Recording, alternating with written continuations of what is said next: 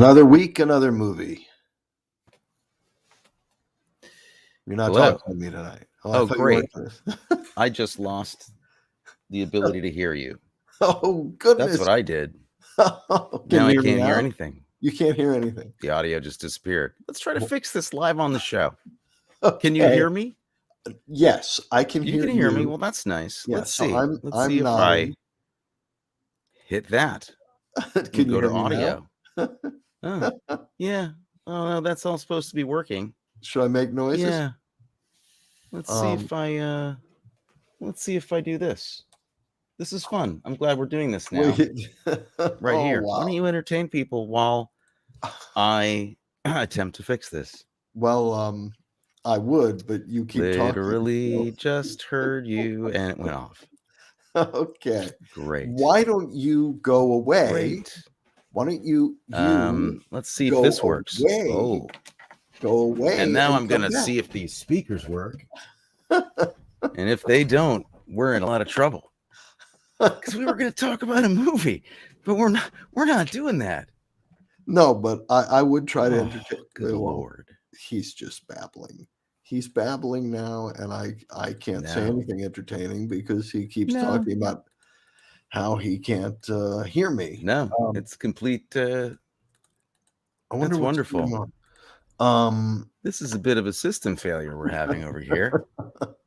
Go away. Go away. Come back. Sign back in. Yeah, we're gonna try that. I'll go away.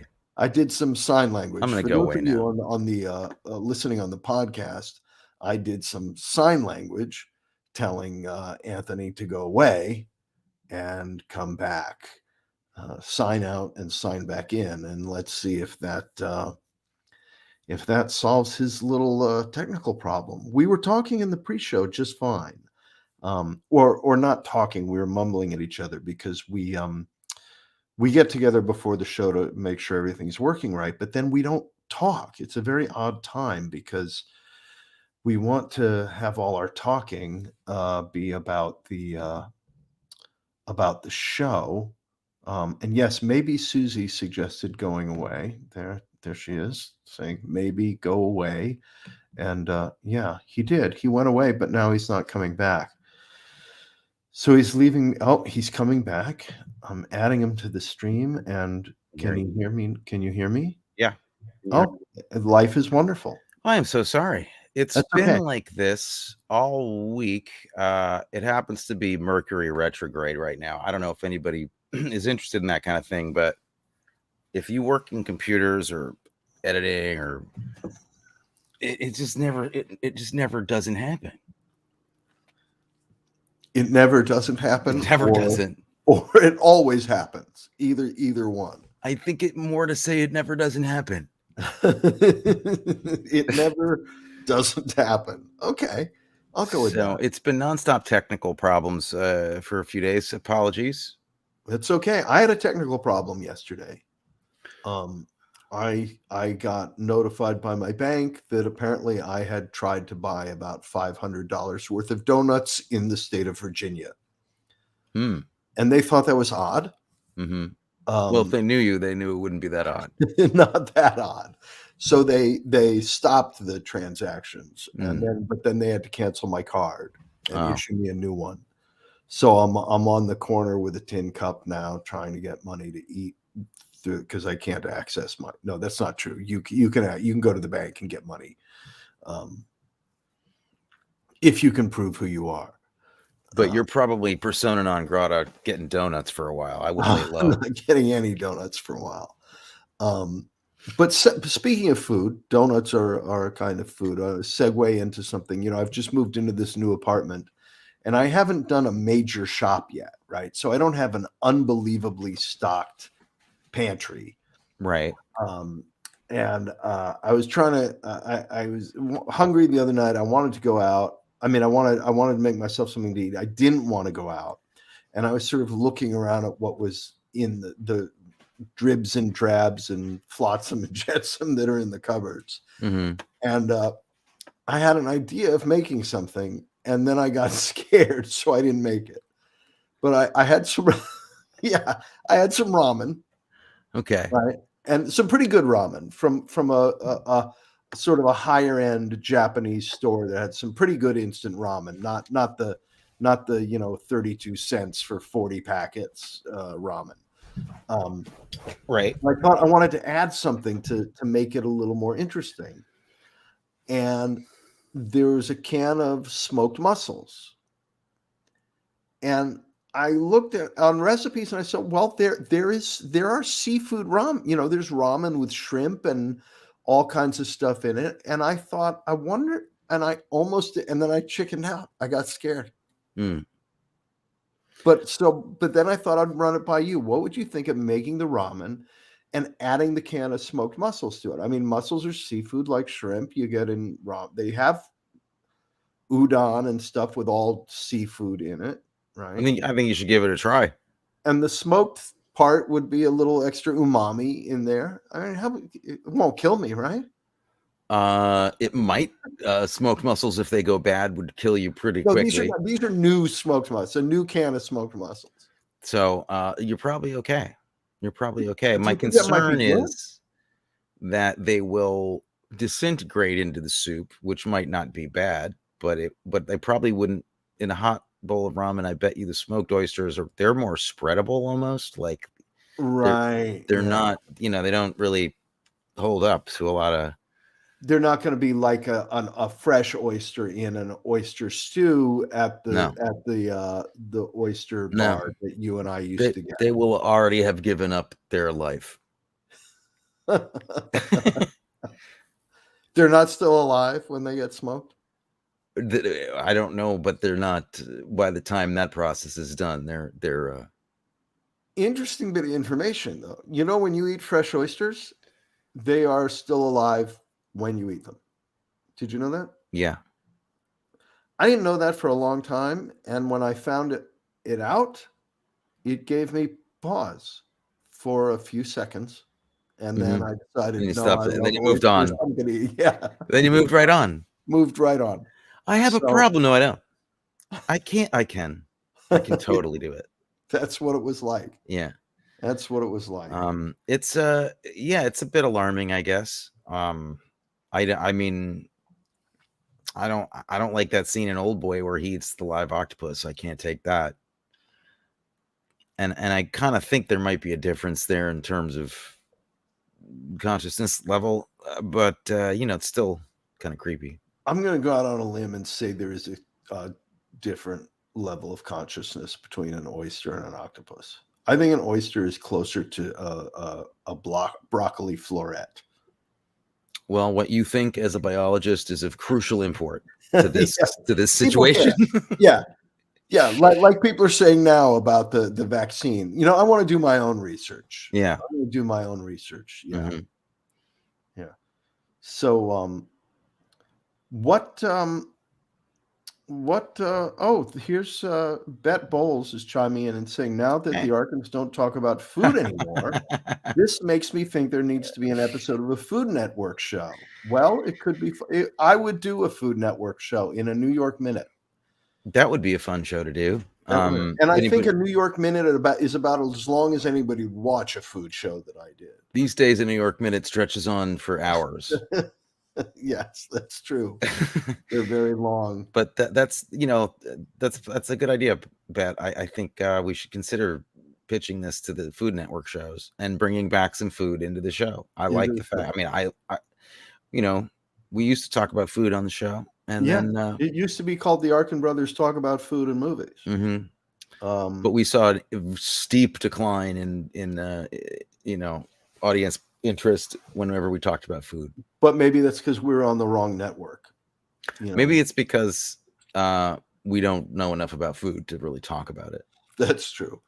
We just could talk. That's just like talking about what I like, but that's not really, of interest to other people, like. Right? Yeah. It doesn't matter. You are the arbiter of taste. Of in my house. Yeah. Well, no, because Amelia's here, so I'm not really the arbiter of anything. I'll tell you though, I know a good Richard Burton movie when I see one. You do? I think I do. I think you do too. Well, I guess we better talk about it. But actually, before we get to the movie, I want to thank you for something. Oh. I want to thank you for Riders of Justice. Oh, nice. So yeah, you caught up with that, huh? Oh boy, oh boy, oh boy. Just spectacular. So unique. So unique. And I am not an aficionado of Swedish movies. Or But movies from Belgium or Norway. Anywhere other than just base Hollywood fare. But there are a couple of Swedish movies I've seen that I've like the 100-Year-Old Man Who Climbed Out the Window and Disappeared. Okay. Great movie. Yeah. I didn't know if this was actually technically a Swedish movie or not. I had to come to think of it. I believe it is. Is it? Okay. But just spectacular and so unique. Right? Yeah. I thought you'd like it. The characters, really everybody in it is so good. And you couldn't make this movie in America because they would say, well, what is it? It's two different things, and you can't do you can only do one thing. Yeah. And which is bullshit, frankly. Well, yeah. And we'll give awards to foreign movies that do that here. Right. But we won't make them. We won't allow it to happen here. Yeah. It reminded me a little bit of like Bong Joon-ho's kind of thing where he really, and like I guess some other Korean films kind of tend to mix all these different flavors together, where it's like comedy and tragedy right up against each other, and then some slapstick, and then it's such a cool, refreshing thing when people have the courage to do it. Yeah. So all of you listening out there, check it out.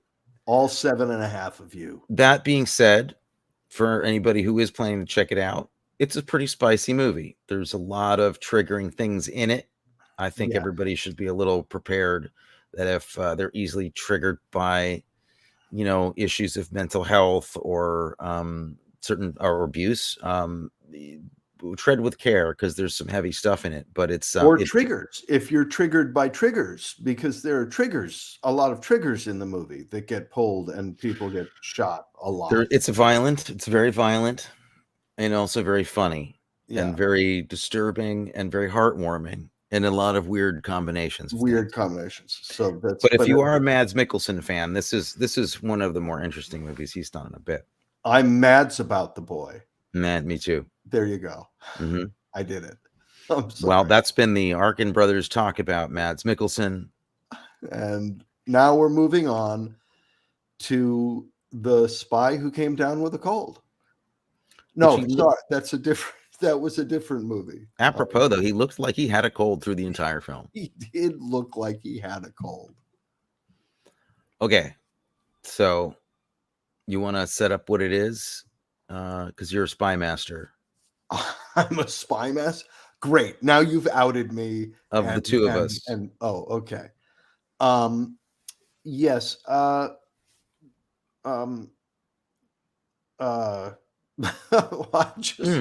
I surprise you? I had a tragic ischemic attack there. Oh dear. Should I call somebody? Are you? No, I'm okay. Richard Burton.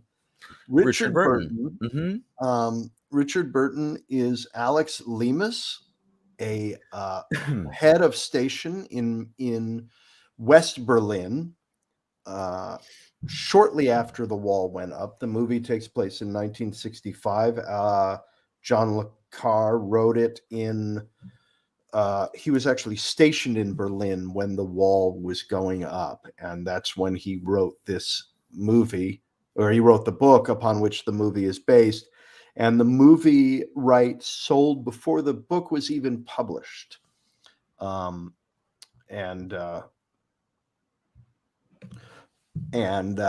movie is about this head of station, Alex Lemus, who is at the beginning of the movie is waiting at Checkpoint Charlie for an agent to get across in disguise, pretending to be a workman coming across.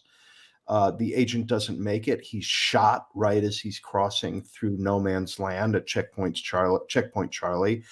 And Lemus is recalled to London by Control and you think he's going to be demoted and retired, but what actually happens is they want him to appear to be sacked by the service, at which point he'll go on a drunk and then can perhaps defect to be picked up by the East Germans as somebody who would be ripe for defection. And it works, and he defects, and double agent hijinks ensue. Yes, I think the only thing I would contest is the hijinks. This is probably the least hijinksy movie I've ever seen in my life. Yeah, no hijinks at all. Anybody who hasn't seen it yet, we're going to spoil parts of it, but we're going to spoil all of it. Be prepared for an extremely grim, dark, and nihilistic portrait of life as a spy. Yeah. As opposed to the happy-go-lucky life of a spy that we see in most movies. Comparatively, even by today's standards, this is like, this makes most spy movies look like it's romper room. Yeah. But I actually think probably a lot more what it was really like. Oh yeah, for sure. Oh, I would completely concur with that. Yeah. I mean, I'm not a spy. Speaking as two New York, I swear to God, I'm not. I listen, New York kids. I'm not. I tell you, if I was, I'm not. Yeah. But if I two was, spoiled New York kids who know nothing about it think that this is a very authentic portrayal of the life of a spy. Well, I mean, what's interesting is you have two ex MI6 operatives who became writers of spy literature very famously. One is le Carré. I always heard le Carré, but le Carré, John, yeah. And then you got the guy who wrote Bond. Yeah. And one of them's lying. One of them is not making an accurate portrayal, I believe, of the spy trade. No, it seems, I mean, partly you're convinced that it's this way because it is just so damn boring and bleak. Like, you're like, if the real thing were more exciting, they'd probably put it in this movie. Right. I mean, it's not really exciting. It's nerve-wracking and makes you really uncomfortable, and it's scary, but it's not exciting. Yeah.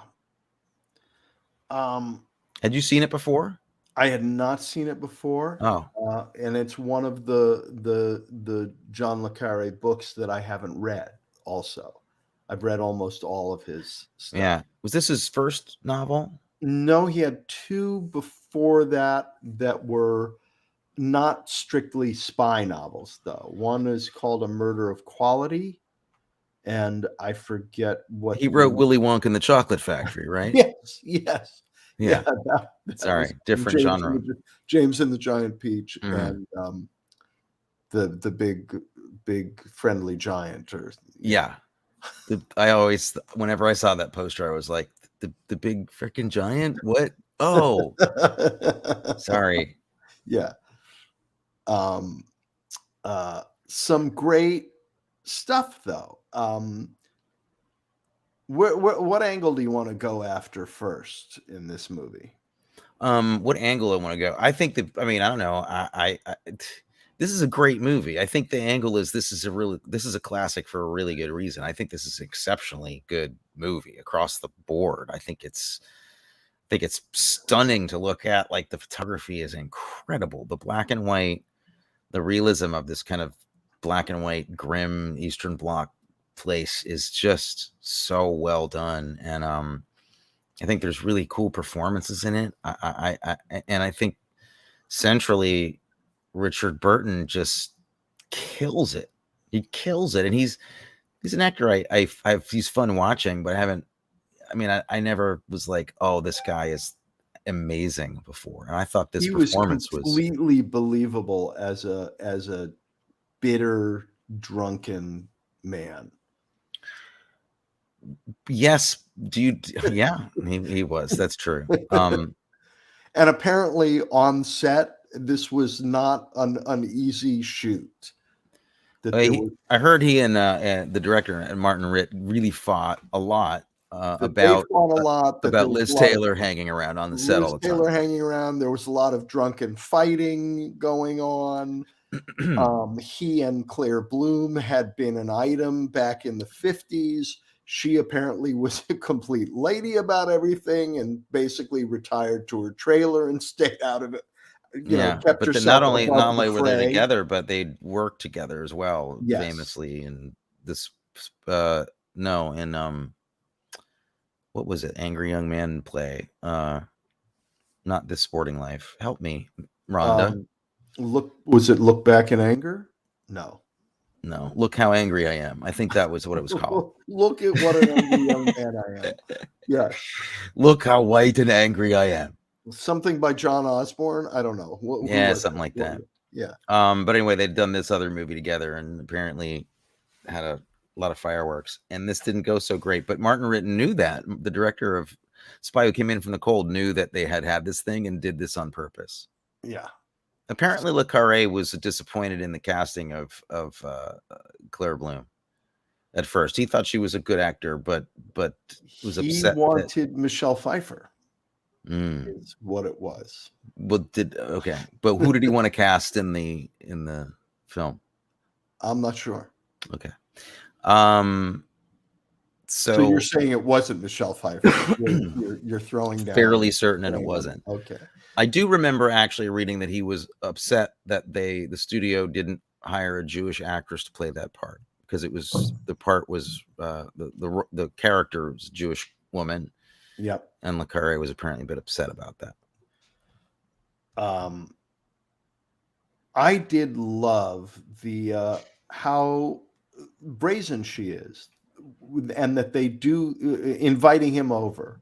That whole thing of her inviting him over and really making all of the moves, which was, but that they didn't explain the whole communist angle of that until later.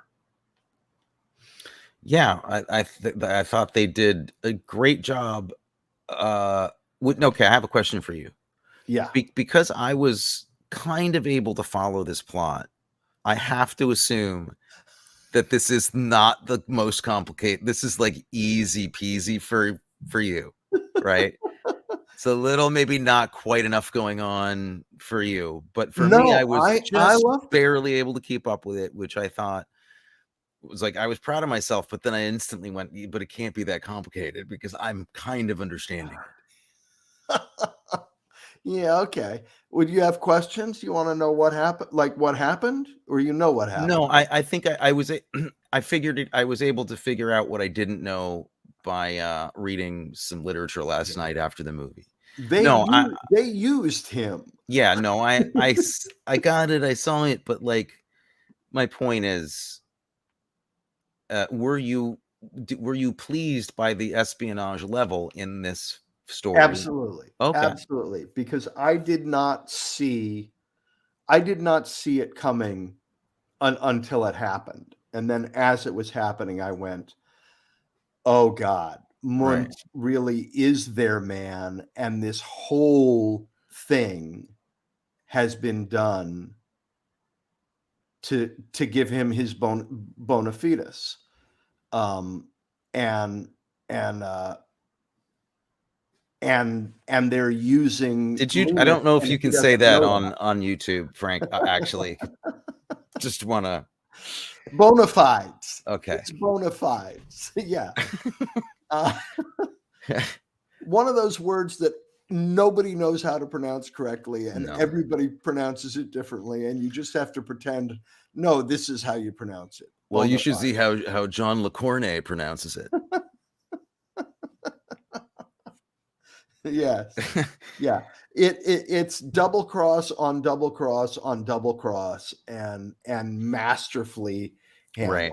So so let me just make clear. Okay, so the point that what they're after was to solidify Mund right in his position, right, as a compromised agent of the British. I mean, he's compromised German agent. In other words, he's working for the British, entrenched in there. Right. And what they do is they set up suspicion of him and then send their own guy over there to frame him.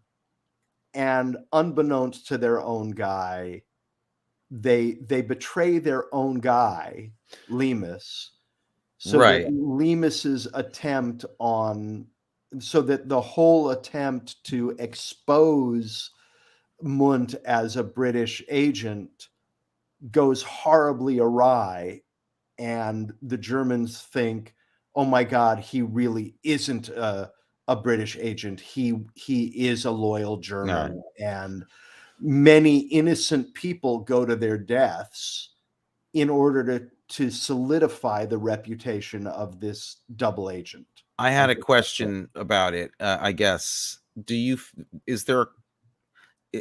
like Lemus, Richard Burton's character, is literally just sadly a disposable element that they needed, or is he chosen kind of because they want to get rid of him too? I think he's chosen because he's gotten a little drunk and out of hand, and they kind of need him gone, right? He's one, yeah. And if he survives, great. And if he doesn't, no great loss. Okay. And because she is disposable. Claire Bloom is clearly disposable. The British government's own guy in Germany kills her, and is going to let Lemus escape, and that way it will really look like it was a real escape, because why would she get killed if it wasn't a real escape? And then he's so distressed that he just gives up. Happy times. Happy really ending. Delightful movie in all respects. Yeah, it's really chilling and spooky, and gives you just like it's like it's an anti-recruiting movie for for any spycraft agency. It really is. Like I can't imagine anybody but someone really into self-punishment would want to get into this world after seeing this movie. No. It's just so grim. One of the things I loved was the way they paint sort of a different portrait of the East German way of doing things and the Allied British way of doing things, that makes the British and the Allies look better than the Germans. And then at the end, you realize they are not. Like, they do this thing when he gets over to Germany, when Lemus gets over to Germany, he's handled by a couple of different people. And each person he's handled by, when they bring him to the next person, that first person who has him is just summarily dismissed as, your job is done, you're useless, get the hell out of the room, right? Sam Wanamaker being the first one. Right. Interesting fact about Sam Wanamaker is that there's one, I don't mean to interrupt, but there's even one before that. There's another guy that gets dismissed. Who is it? The guy who first brings him in who's watching him at the prison. They go to the nightclub, and then that guy gets sent off. Guy, right? Gets Sam Wanamaker gets rid of him. Like, get the hell, not Sam Wanamaker. Everybody gets just dismissed rudely. But Sam Wanamaker, interesting fact about him is that if he was still around, he would have had to change his name. Because of the Me Too movement, he would have had to change his name to Wanna Asker. You may have to change your name just for telling that joke. I don't know. Oh, come on, that's a pretty good joke, right? That's pretty good. Yeah, I don't know. Doesn't it's not good. It could lead to misunderstandings. Let's put it that way. Yeah. But then and then on the British side, it seems so there's this veneer of politeness with the tea and all of the, oh, do you want some boo? But it's all a veneer because he's completely disposable, and they'll kill poor Claire Bloom, whose only crime is being unbelievably naive. Yeah. And going full communism instead of socialism. That was a bit of a mistake. That was a bit of a bad move. Yeah, but our grandparents, would have, Grandma B. It could have been Grandma B over there. I think by the late 60s, it was starting to wear off. For Grandma B? I think so. Anyway, look. The point being, does this make you want to be a communist or not? This makes being a communist in communist Russia look like more fun than being a spy for the British government. That's the deep irony of this. Yeah. Both Oskar Werner and Madman Munt have it much better than Richard Burton ever has in this movie. Yeah. They have that nice castle. They live in a castle. They have coffee breaks. They go for walks. Yeah. He has to, look for work in a library until he beats up a grocer. Now, I have a question. Speaking of that.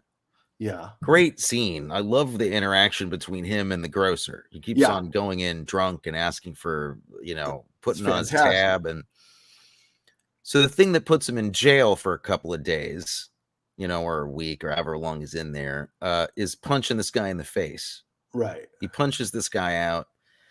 Now, I know he is trying to create a persona because he's underground. He's in the cold. He's at work. So he's creating a new character to play, and he's playing this guy. A brief, as they were. Yeah. His cover is he's a even more drunk person than he actually is. Yes.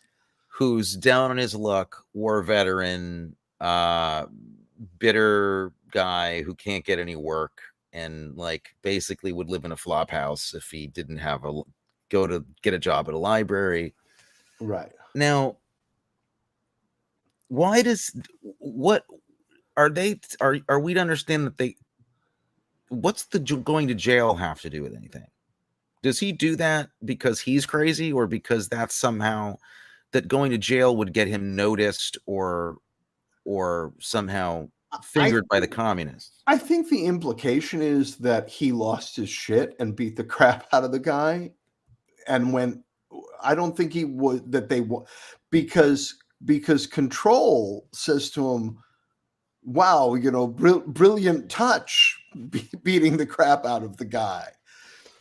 Indicating that's all good. And my point is, did he have to find a way of going to spend a couple of nights in jail? Did I miss something? Or no, I don't think he did. I think he just had to be Mr. Down on his luck and hanging out with the communist woman, right? Okay, and maybe go to some meetings with her or something, right? But he doesn't. He loses his crap and beats the hell out of the guy because he's miserable and a little crazy, and Control takes it as, wow, that was a really brilliant piece of work you did there. Why I got confused, I think, is because we realize he's being followed by the communist handlers who are trying to get him, right? When he gets out of he literally leaves prison, and they're waiting outside looking at him leave prison. And I thought there was a connection to him having to been in the pen and getting noticed that I missed somehow, that he had to do that. I don't think you missed anything. I think it was he's crazy. Part of his downfall, part of him being bad, being down on his luck, and he took it further than he had to. Interesting fact, the grocer. Do you know who that actor is? Yeah, he played M in many Bond movies. In the Bond movies. He'd been M in 3 Bond movies by the time this was made. Yeah, I think that's fantastic. Bernard Lee. Really great. That's the kind of thing that makes me feel like this movie is authentic, because that kind of inside joke would only be played by people who knew kind of, I think, what the real stuff was like. Yeah, it's like, and the British saying, you know, this is how it's really done.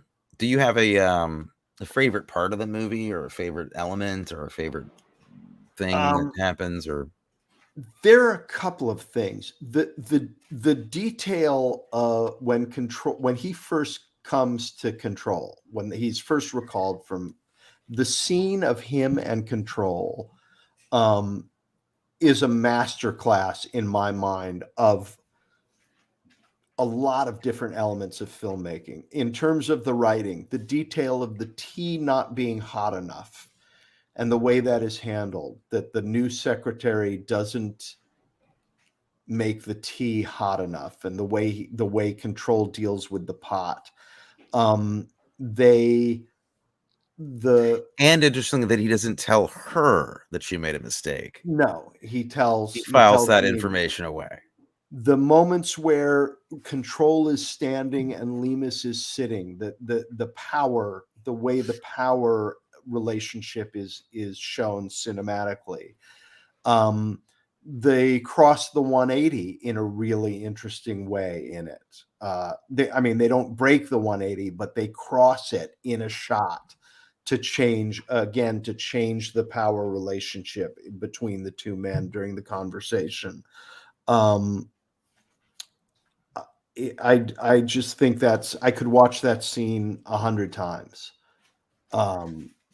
And the cinematographer in this, Oswald Morris, Ozzy Morris, who I don't know if you remember, but we had the privilege of meeting him. Do you remember? Who are you asking right now? Are you actually think that I don't know who Ozzy Morris is, or that I know that I met him? I know you know. What are you called me 2 days ago to ask me a much harder question than that. So don't. Okay, yeah. Yeah, no, yeah, Ozzy Morris is one of the great British DPs of all time. Right, and shot 7% Solution, which is another beautifully shot movie. Yes. And Lolita and other classics. Oh, well, Lolita,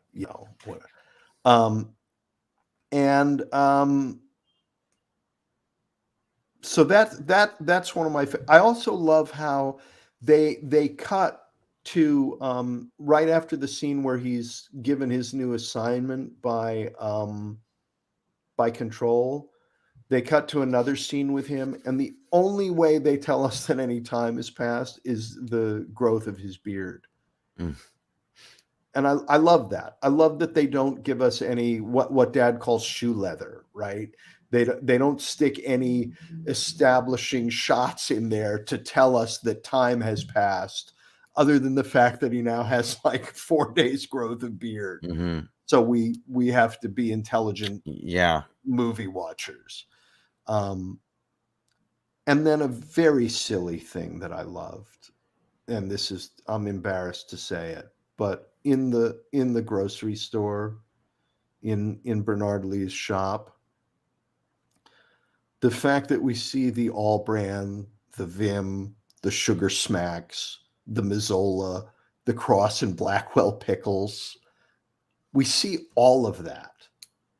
And they're all brands that they're still around now, which shows how commonplace and pedestrian they were, and this setting was. It's just your tiny little corner grocery store. He's down on his luck. It's the brands that are not fancy in any way. I'm wondering if that was a reaction to the Ipcress file at all. Did they use Mazzola oil in the Ipcress file? No, that character in that movie is a very sophisticated gourmand. He's a gourmet and knows everything about food. And I wonder if this was a bit of Le Carré saying like, yeah, it's like canned fish all day. Yeah, it's crap. We eat crap. Interesting. Yeah, well, I agree with you. I think that's my, that those scenes with Cyril Cusack are my favorite. I think that's just genius level work across the board. And Cyril Cusack is my favorite thing in it. I mean, he's just incredible. He's so terrifying. He's absolutely terrifying, and is the sweetest, kind of like gentlest gentleman kind of character on the surface. Yeah. But what he's saying is so dark and awful, and the power this man has is just beyond all conception. And it's also this weird, like, I kind of found that that's what made the movie work on a whole other level of kind of weird metaphor of, I mean, he was like this godlike person who actually gives him a new life, is able to bestow a completely new identity, new life on a person, and send them off to do his bidding. And I don't know, it seemed like the filmmakers knew that, kind of were really playing up that terrifying kind of mythic quality of this character, the power that he had over everybody's lives. And Cyril Cusack felt like he was always there all through, even when he wasn't in, and he was not in a lot of scenes, but in the same way that George Smiley's character keeps popping up without seeing his face, you just see the back of his head or his arm, which I loved. In a similar way, you just have this sense of Cyril Cusack being this kind of like the Eye of Sauron overlooking all of this. It's amazing. It's amazing. I mean, there's great performances throughout. Oskar Werner really got to me too. I thought he did a terrific job. I'm not used to seeing him playing like characters like that so much, but he's usually a lot more just kind of scrubbed blonde German guy. But this was great.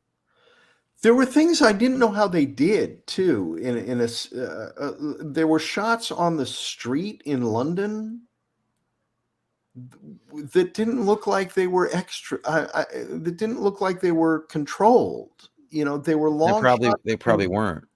Just incredible shots. There was the shot of her getting onto the bus, which is one of the coolest shots I've seen in a movie since we started talking about them.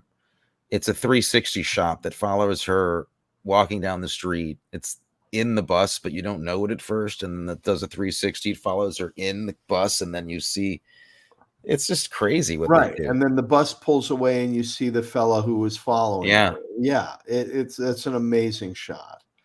There's another shot that is, and I wish to God I was there on set to find out if this was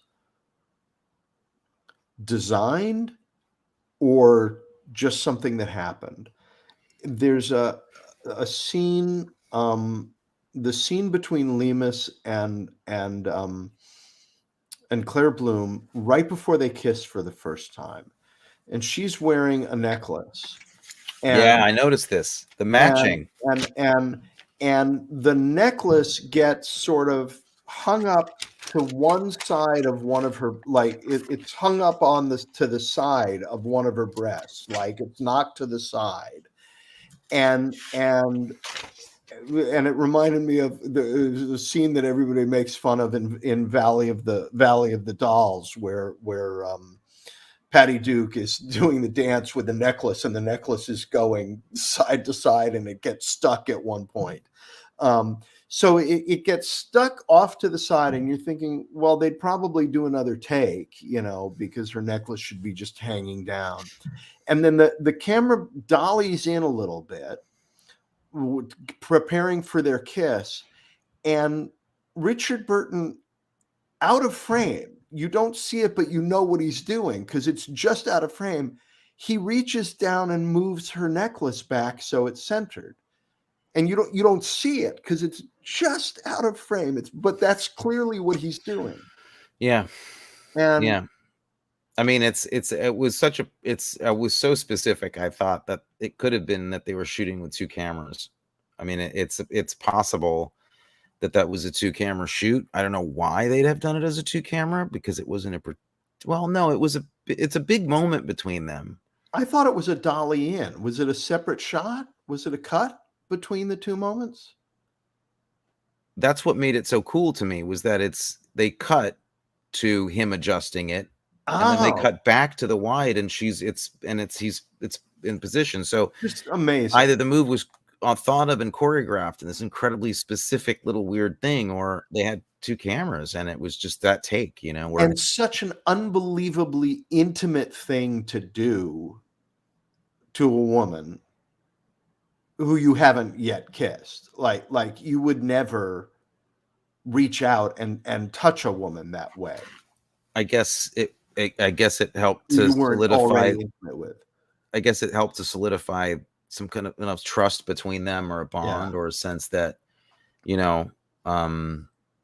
there really was something kind of there, because he treats her pretty poorly through it. I mean, he's not awful to her, but he's very kind of disrespectful and drunk a lot with her, and kind of offhand. And he really criticizes her political point of view, and he's kind of patronizing. But you find out later that he actually does either really care about her or comes to really care about her somehow. And maybe that moment just helps to, solidify some kind of trust between them, which you wouldn't necessarily know.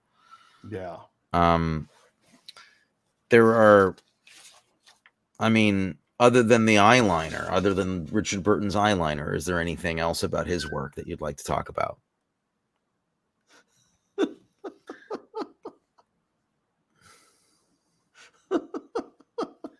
He doesn't care. He's full on like, no, I look better this way. I look better with eyeliner. Me and Keith Richards are going to do this, and you can't stop us. He, his voice is just that voice and that accent. It's one of the great voices ever. I mean, it truly is. Yeah. You grew up speaking Welsh, you're probably just going to sound cool no matter what. No matter what you do. But drinking that much will make your voice sound like velvet. I'm working on it. Yeah. Yeah. Well, he, I don't mean to cast aspersions on people that drink, or who certainly have a drinking problem. God knows I've had too many drinks in my time, and I know that can be problematic. But yeah, this gentleman was known in a world of heavy drinking English actors, or UK actors. He was kind of king of the drinking, apparently. I would have liked to have seen a night of Richard Burton, Richard Harris, Peter O'Toole, and Oliver Reed. Albert Finney, I'm sure could have joined in. That would be a good. Yeah. Like they have that play about like the night that Elvis and Johnny Cash and somebody else all ended up at some roadside bar, and right? Isn't there some play about like the night those three guys? Sounds like a play that I didn't see. Yeah. There should be a thing about like some night that the five of them ended up somewhere by accident. And we could call it the Hand of the Hot Bananas. The Hand of the Hot Bananas is perfect. That is a great one-act play title. Referencing, of course, the time where the late Oliver Reed terrorized Matthew and I at breakfast at a hotel one morning. Yes. Good times. Good times. I think that this movie is pretty flawless. There is one notable exception to me. Okay. Does it involve a steering wheel? Oh, well, no. You're talking about bad process shots and stuff? No, not a bad process shot. I believe there's a moment in Germany where they're driving a car where the steering wheel is on the English side, and I'm pretty sure the steering wheels were on the. I think England and Australia are the only places where they have the steering wheel on the wrong side. Yeah, I didn't. Could be wrong. I didn't know. I'm not talking about though mistake. Like anybody can have a continuity error or a mistake in a movie. I mean, I bet there's probably one in your movie. There's certainly one in mine. My movie hasn't been made yet, so there are no mistakes in it. I'm not talking about a mistake like an accident. I'm talking about something they shouldn't have done, like a mistake, like that kind of mistake. Killed the Jew. That line when they say "killed the Jew." I did well. I didn't when they said it. I didn't think I was supposed to think that the filmmakers were agreeing with that sentiment. Yes, So no, I mean, I think they, nobody likes hearing that. Oh, that's not true. That's actually not there true. Are people who like hearing that, Tony. No, I'm sorry, I misspoke. I was an idiot for a minute, and I misspoke. No, I'm talking about the strange just need to have like a scene at the strip club where it starts on a woman's bosom and is this very complicated rack shot. Oh, sorry, I didn't mean to say that, but like this rack focus shot of this sexy dancing at the club. And I was like, this is a different movie. You don't need to do this shot here. Yeah. It was also just kind of awkwardly like the whole thing was kind of awkward. It was awkwardly handled. And I'm wondering if it had something to do with the fact, except if it did have to do with this, they didn't make it clear that the character who brings him there later is referred to as gay in a disparaging way. It doesn't matter. And I'm wondering if it was like to make that character uncomfortable. That's not my point. My point isn't that the scene takes place in a strip club. It's that the scene starts with a very contrived shot, unlike any other shot really in the movie, of a close up on a woman's bust. And you thought that would have been more appropriate if it was Sid Charisse in The Silencers in the dress. Well, if Sid Charisse if she's in it, it might have been appropriate. I don't know. No, I was just referencing the horrible dress and moment for Sid Charisse in The Silencers. Oh God, yeah, that was sad. I don't feel like I'm getting any traction on this joke slant avenue I'm going on with you. I'm going to drop it. No, I get what you're doing. I don't understand what it was doing in the movie either. It's odd. It's just like someone was like, I got a great idea. Let's shoot this woman's bosom and then we'll do the scene. And Martin Ritt was like busy. He was doing something. He was trying to put out break up a fight with Richard Burton, and he didn't know what they were doing. And they got to the dailies, and he's like, "Why did you have this shot in the movie? That's not what the scene's about." Maybe there's somebody at the studio was saying they have bosoms in the James Bond movies, and they do very well. That's what I'm saying. I feel like there was some bosom in this movie. That's what I feel like was going on. I feel like this was a moment from the studio. Speaking of moments from the studio, there was a moment from the studio in last week's movie that I neglected to mention.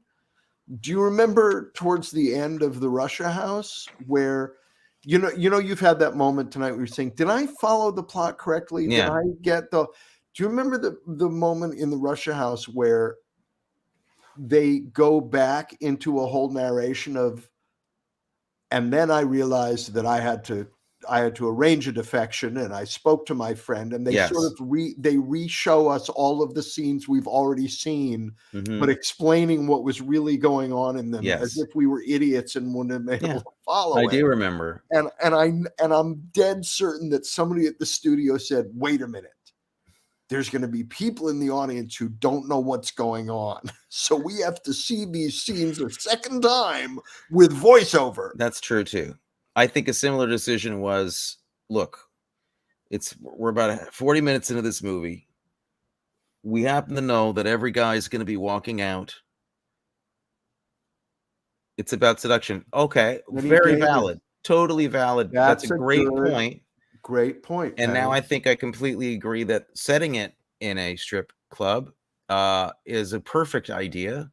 I just think that the shot's the only stupid shot, and I just don't like the way they actually filmed it. I thought it was well, I try not to look that hard at strippers, frankly. So sorry, I won't be doing that. But no, but I that's a really interesting point. I didn't get it, and I'm wondering if sort of the seediness of it too, of the seduction, was part of what they were. I think that's totally great. I think that's a great reason, totally valid for the location to be there, and for those issues to be visible in the scene. I just literally, I'm talking about that shot is just, it jumped out as just like this, like it was like out of Meatballs or something, or Porky's. I was like, what? Could this be a little subtler, maybe? Like everything else is unbelievably subtle in this film. Right. We're in a strip club. Woohoo! And it was like, yeah, let's back up a little bit. This could be in the background or different setup. Yeah. I don't know. I get it. Look, I love the movie. I got one complaint. Please give me a break. So, but that's a really good point. I mean, that's really good. I think that's brilliant. I bet it's in the book. It's probably set there in the book. It would make literary sense if that was the case. Well, that Penny Davis is a very smart lady. Certainly sounds like it. That was a smart comment. Yeah. I also, speaking of Russia House, I'm wondering if the using the chicken marsala solos was a reference to the alto sax in this movie, because a lot of the score is alto saxophone in oh, interesting. Spy Came In From the Cold. Could have been. I'm going to say it is and was. Yeah, say that it is. That's what it is. Some pretty great hard-hitting moments of dialogue and intensity where he that near the end, that speech in the car is pretty heavy. You know, that's a pretty, he breaks it down in a pretty heavy way. That's an amazing speech. And also, you know, the speech where he, you know, is kind of shutting her down about communism and saying, like, you know, that path isn't, it's like as if that path's not strewn with a couple of million bodies, like, you know, really well phrased arguments from both sides. Which echoed conversations that I had with Grandma B. Right? Yeah, that was normally over a bowl of borscht. But somebody who didn't want to hear anything ever bad about Uncle Joe. You know, because Stalin was just, you know, a good guy. Yeah, sure. Did you actually have arguments with her about not arguments, but I had some discussions with her about, you know. So wow. I don't even want to go there. They were all the way. Yeah, I know.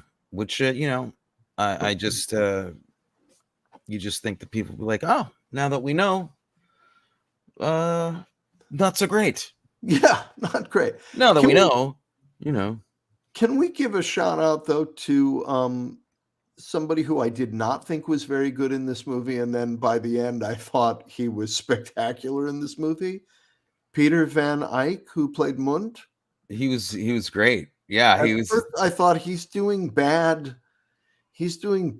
German bad guy acting, and then at the end I thought, this guy is spectacular. Yeah, no, he was really well cast at any rate. Yeah. I mean, it was perfect casting in it. It's full of fantastic faces and stuff. I mean, Cyril Cusack, as we said, and the guy who plays you know, it's who is it? Rupert Hardy. Rupert Hardy's great in it. That happens in the Capitalism and Communism. It's the innocents who are slaughtered. There you go. Yeah, it's a great line. You know who wasn't in this movie? Who should have been? The guy from the guy on the space station in 2001. I wanted his face in this movie. Oh, Rossiter, the Russian guy. Rossiter, yeah. He's actually an English actor, but yeah. But he's playing the Russian station guy. Yeah, he's fantastic. He's in a lot of Kubrick movies. He's also in Barry Lyndon. Such a great face he's got. Yeah, I don't know. I remember I saw this movie when I was about, I guess, 16, and it really haunted me. I mean, I was not expecting. I don't want to give away exactly what happens here at the end, but you're just not. you're kind of like up until the last minute of it, until it literally goes to credits. You're like, there's got this we're really been going here this whole time. Yeah. It's unbelievably grim. Oh my God. And you saw this movie after you'd gone over the wall. Again, I didn't go over any walls ever. That never happened. I was invited. I had a passport. I was waved through a checkpoint, and I never went over a wall. You don't like it when I say that. I don't. I want it to be clear that I didn't do that. You went. Okay, you didn't go over the wall, but you went behind the Iron Curtain, and you smuggled contraband. I did. I smuggled illegal literature through. You know what? Let's actually, if you want to go there, let's go there. Yeah. You did. I went over the wall and I smuggled illegal contraband into East Berlin. Yeah, into East Berlin. Yeah. Before the wall came down. Take that. Yeah. Yeah. Well before the wall. Practically new. I mean, it was a heavy duty wall. Yeah. No, that's what I did. Yeah. You're lucky you didn't get shot for bringing a copy of what was the Magic School Bus or something like that. It was just some paperwork on some stuff I was working on. Nothing important. We don't have to talk about what it was. Okay. Yeah. Well, Good I time. mean, those were amazing times. You were also in Berlin. You didn't get to go to East Berlin, but they didn't let me over the wall. I tunneled under. They were like, "You already live over the wall. You don't need to come." Yeah. But I did almost get arrested in a laundromat. So for spilling detergent. Oh, they don't like you to make mistakes in Berlin. They didn't like it when I made something. Yeah. Yeah. That was an amazing time. You know what we should do? We haven't talked about ever covering one of Pop's movies on the show, but maybe one of these days we would potentially. What do you think? Maybe. I think if there was a map, there would be a thing saying, "Here there be dragons." Well, let's go right into the heart of Dragontown then, and watch The Magician of Lublin someday. Oh my, okay, because we could. It is a movie I have never seen. I think I saw it as a child, which is not legal actually for a child to see that film. Okay. It would be amazing to see it. And also, let's be honest, we're part of that movie. We risked you and I both risked our lives to help make that film come to be. Risked our lives? We were hanging out on a Canon Film Group set. We were hanging out on a movie directed by Menachem Golan.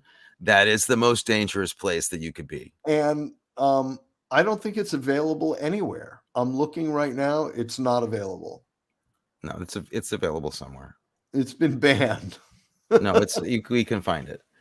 All right. Okay. I'm not saying we do it next week. I'm just saying one day maybe we do it. Yeah. Of course, we didn't get anybody writing in saying that's a great idea. Yeah. But as everybody wants to say that I made a mistake, but they don't want to say I had a good idea. The director on that movie, you have a lot of complaints about him, but I've always said don't Menachem until you've tried him. Hey, how many Golan movies have you seen? Have you seen The Apple? I haven't seen The Apple. You should see The Apple, and then we'll talk.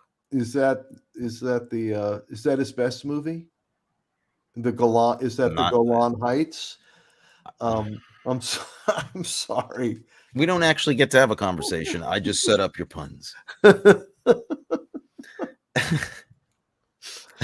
Oh, goodness gracious me. Well, I think our next film should be a Canon Film Group film regardless. So it could be RoboCop, or it could be The Apple, or it could be something else. But RoboCop is that's a Canon Group movie, RoboCop? Mm-hmm. They made some good movies. They actually did. Wow.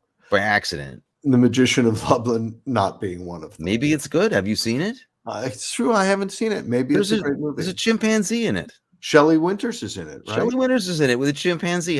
How bad can it be? If